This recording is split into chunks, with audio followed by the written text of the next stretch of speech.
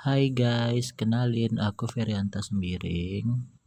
Hai guys, kenalin, aku Suci Nova Zurafika. Nah, pada kesempatan kali ini kita akan membahas tentang asam dan basa. Dalam kehidupan sehari-hari, kita banyak menjumpai asam dan basa, mulai dari makanan hingga barang dalam aktivitas harian.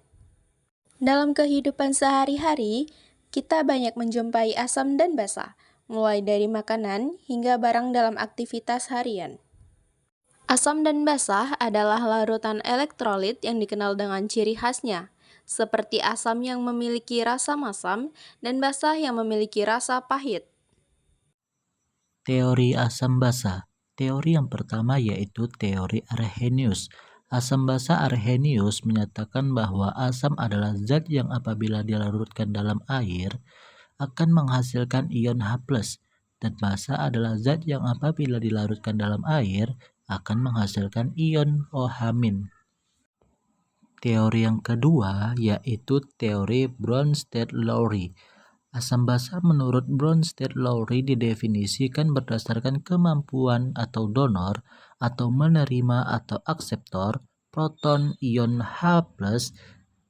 Senyawa yang bertindak sebagai asam basa Bronsted-Lowry disebut amfoter. Teori selanjutnya yaitu teori Lewis. Asam basa menurut Lewis menjelaskan terkait struktur dan ikatannya.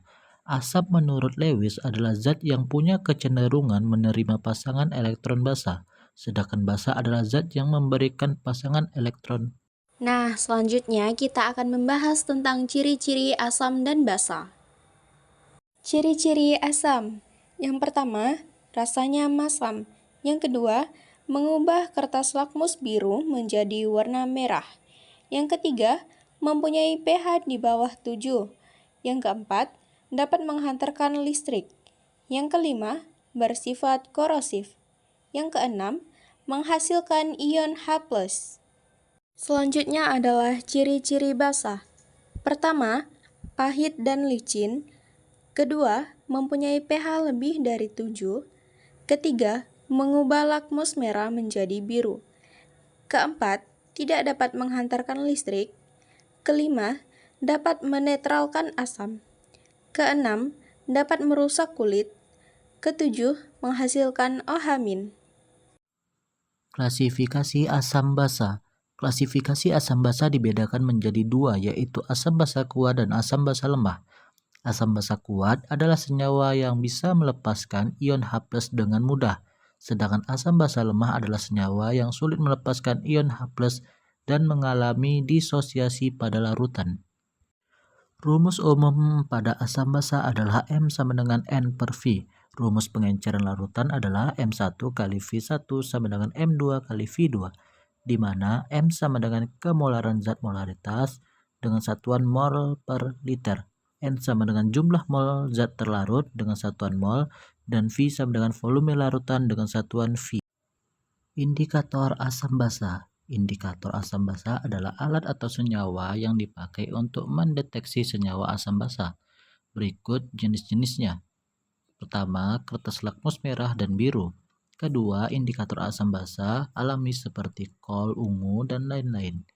Ketiga, indikator asam basa berupa larutan seperti phenolphthalein dan lain-lain. Keempat, pH meter. Dan yang terakhir, indikator universal. Nah, selanjutnya kita akan masuk ke contoh asam basa dalam kehidupan sehari-hari. Contoh asam dalam kehidupan sehari-hari. Pertama, jeruk yang mengandung C6H8O7. Kedua, cuka yang mengandung CH3COOH. Ketiga, aki yang mengandung H2SO4. Selanjutnya adalah contoh basa. Pertama, sabun yang mengandung NaOH. Kedua, pembersih lantai yang mengandung amonia. Ketiga, soda kue yang mengandung natrium bikarbonat.